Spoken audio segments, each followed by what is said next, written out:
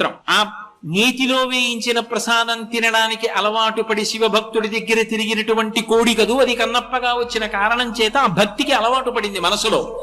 అలవాటు పడి మాంసాన్ని శివుడికి నైవేద్యం పెడతాడు. తనకి తెలిసిన్నటువంటి శివభక్తి తనది. ఆయన ఇక్కడ అశుతోషుడు, నువ్వెంత పూజ చేశావు ఇక్కడ చూడడం.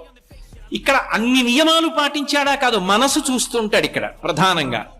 అందుకే ఆయన ఏం చేస్తున్నాడు, చూస్తున్నాడు కన్నప్ప వంక, ఏం చేస్తాడని చూస్తున్నాడు. ఆ కన్నప్ప రోజు వచ్చి మాంసం నైవేద్యం పెడుతుండేవాడు. శంకర భగవత్పాదులు ఓ పట్టాన ఎవరిని పొగిడి స్తోత్రాలు చేయరు, క్షేత్ర ప్రసక్తి అసలు తయారు ఎక్కడైనా.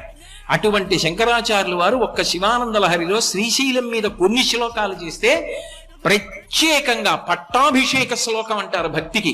శ్రీకాళహస్తి మీద ఒక శ్లోకం చేశారు. మార్గావర్తిత పాదుకా పశుపతే రంగస్య కూర్చాయతే గండూషాంబు నిషేచనం పురరిపోర్ దివ్యాభిషేక